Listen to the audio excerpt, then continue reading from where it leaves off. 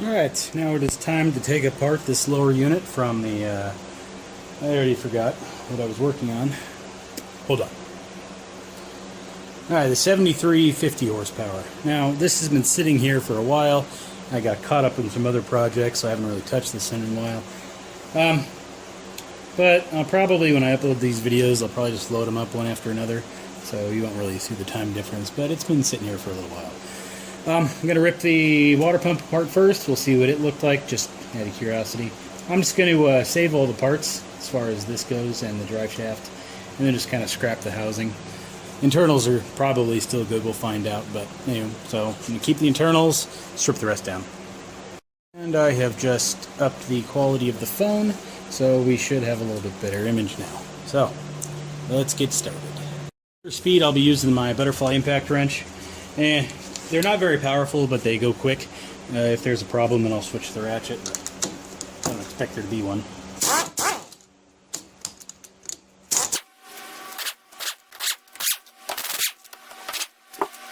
As you can see, that is a lot quicker than a ratchet. So let's get something to break these parts loose. It actually looks like this has a plastic housing already, so it was probably already changed. There's an O-ring at the top of the drive shaft. Forgot to take that off.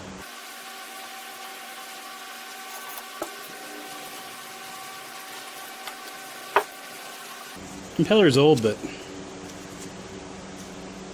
it wasn't falling apart. So there's probably no rubber vein stuck inside of the power head. You couldn't use this again because in a little while you'll start seeing cracks. You can already kind of see them forming. So the impeller wasn't entirely junk. That's a good sign on the power head. If you haven't watched the other videos, I need the power head to fix a little short shaft engine that I have. Wear plate's not too bad, no real grooves, just a little polish mark where the impeller was spinning, so wear plate was fine too. Let's get the shift rod unscrewed.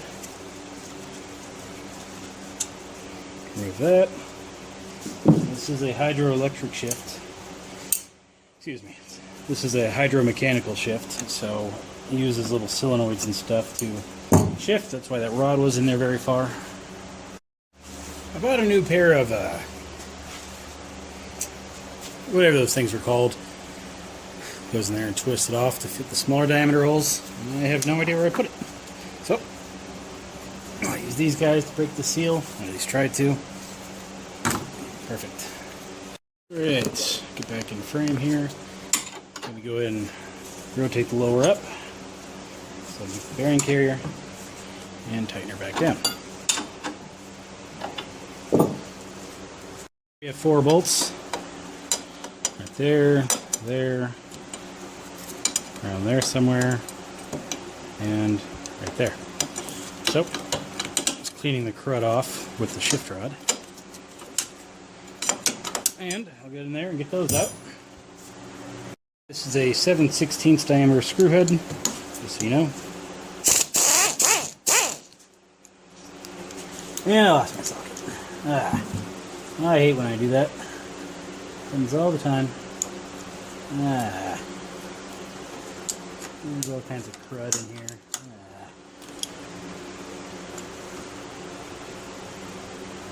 Alright, perfect. There's our screw.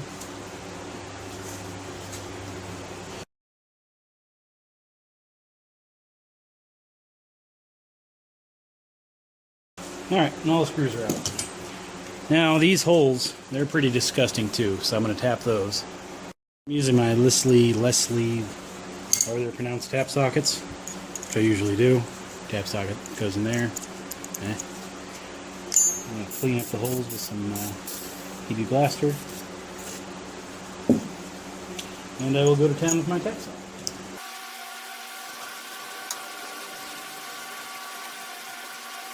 Went a little too easy. Part of me debates if I have the wrong size tap, which it sure seems like I do. Alright, let's step it up a bit. Alright, got a 5/16 by 18 tap socket. And that feels like it's doing something now.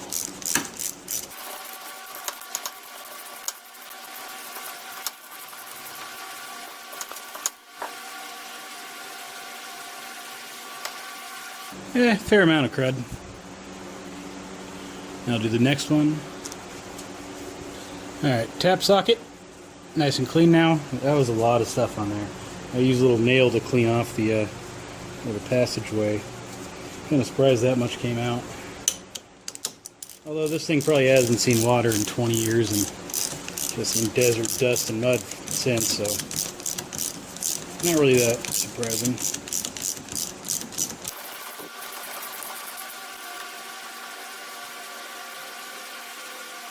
A fair amount of crud on that one too. Let's wait for the camera to decide it wants to focus. We need a special Evinrude tool. Well, you don't need the Evinrude one, but you're going to need a special tool anyway. This is the universal puller. These are the universal puller bolts that came with it, along with 2 larger washers that came with the universal puller. So if you need to do this job, or an ignition job, you might want to consider picking one of these up. Or there's ways to make do with what you got. I've got a couple of videos using something else, but I have this, so for the most part I want to use it. And with the tapped screw holes, these pretty much go straight down. So this one's fighting me a little, no biggie. Puller is installed. I could use a wrench and the puller bolt here. You know, put the handle here and a wrench here and just kind of... But I don't do any of that. I got an impact wrench.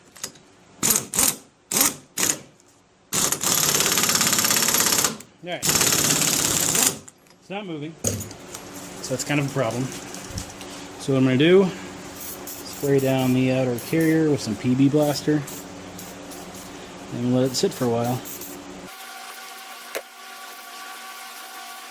Alright. And we'll come back to it in a bit. Well, I don't know if I actually recorded any of that, but I tried it again basically. It moved, I don't know, that far. So it should come out, but not good so far. Alright, got a rubber mallet. Gonna tap the housing. See if that helps a little.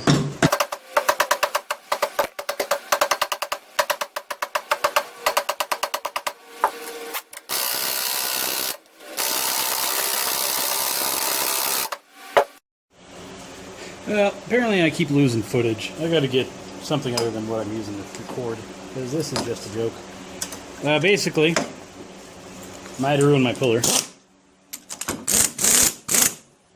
But I'm out of room on the bolt. Needs a little more help to get them out. So I installed the center guide that came with the puller. And there she comes. And that is what we got. We got some cigarette butts, and yeah.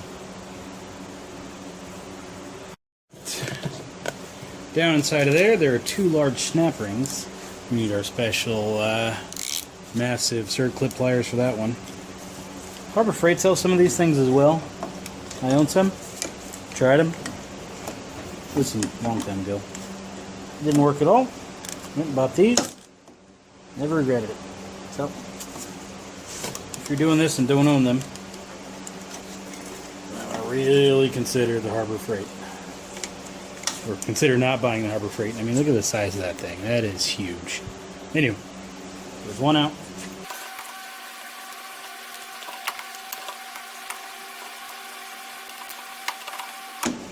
So this one's going to be a little more challenging. Don't know why. But it is. Looks like it's just a little deeper in there.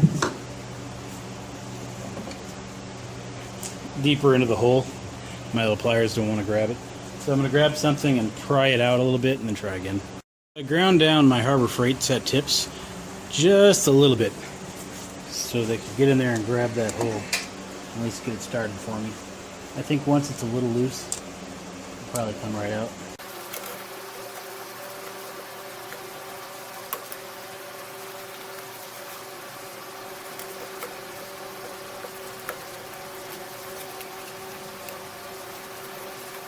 Alright, so I can get one side in the hole. Let's try the other. So they can't get deep enough. these stupid red things are on here. Let's rip those off. Razor blade and trim the handles down a little bit. Feels like I got a grip on it now. So all I got to do, twist it up just a little bit.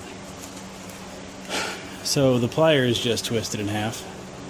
So, and I know what I mean about the Harbor Freight, why they jump. But, should have moved it over enough to get the real set in there.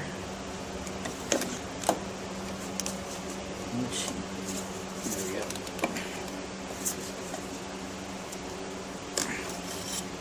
Out it comes. So basically what happened, there's a little groove inside of there, and it seems like where this ring was sitting, the groove was a little deeper than it should have been, and it was blocking most of the hole, and I couldn't get the tips in it. Either it's a ring problem, the holes are off-centered, or it's a something was going on down in the gear case or machined differently or something. I got no idea. But there is our forward gear, well, excuse me, reverse gear, prop shaft, clutch dog, and our little hydraulic shiftery thingy. I set this down. Alright, drive shaft plate here. Gotta take that off.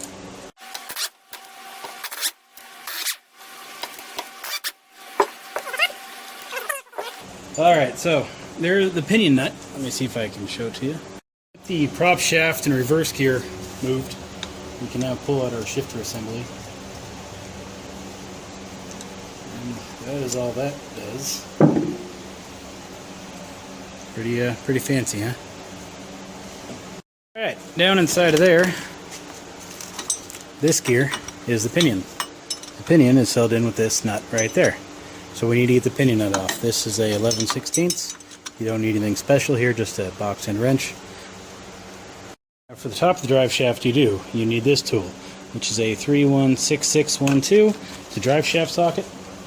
I bought this for the 89 I was working on, but it fits this one as well. So I'm going to hold the wrench onto the pinion nut, and with my other hand, I'm going to use ratchet on that socket I just showed you, and I'm now unscrewing it.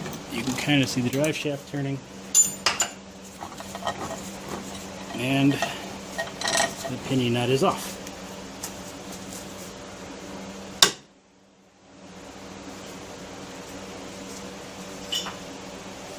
Now with any luck we can pull the entire drive shaft assembly up and out, which it ain't moving, no surprise. Tool, and combined with this tool. This is a base plate, part number is 325867. That's going to fit right there. Next one is the drive shaft puller, 387206. Now, I don't believe they make this kind anymore.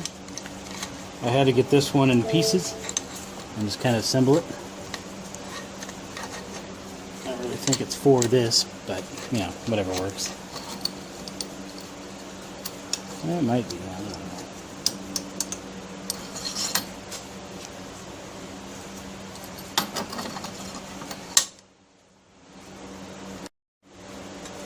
Alright, drive shaft puller is on and attached. Now you don't always need these, just sometimes. There's a bigger wrench for that.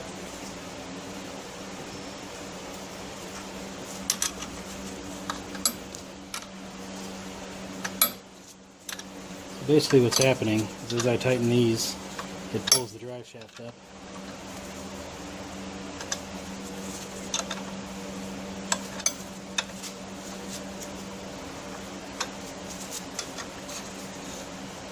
Which, it's out. Alright, so that's all it is to that one.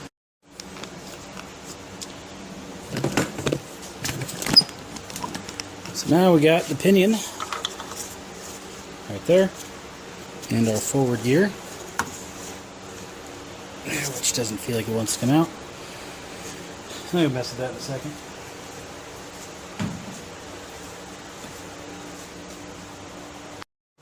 So I put the shift rod in by itself, just all the way down, and using that to pry it up.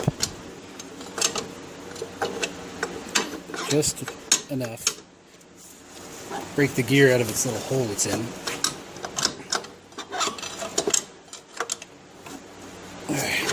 It's still not wanting to go.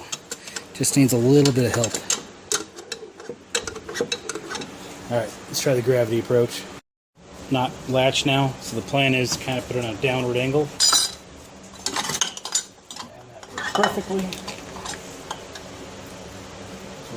Towards the little drain. There is our pump, fluid pump, and our forward gear. Everything a good little outboard needs. Well, here are the key ingredients to the lower unit we just took apart.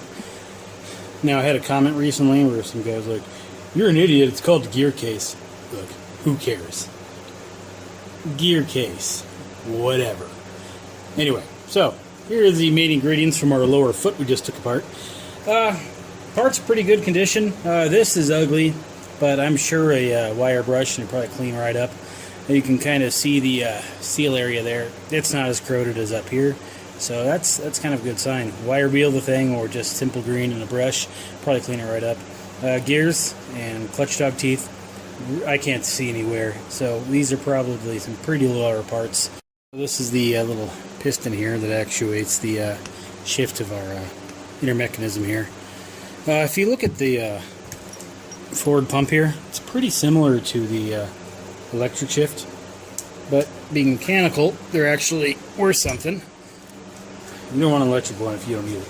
If you got a mint electric shift engine, use it until it breaks, but don't put any money into it. One of these, it's usable, doable. You can put some money into it.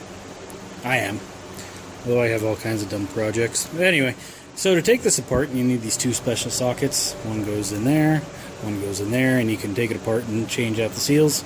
I don't need to do that right now, so when it comes time to do my lower unit gear case foot for my other engine I'm working on, I might tackle that, but for the most part, this video is just how to take it apart. Hope you learned something. Yeah. If you need anything, let me know. Otherwise, I'll see you next time.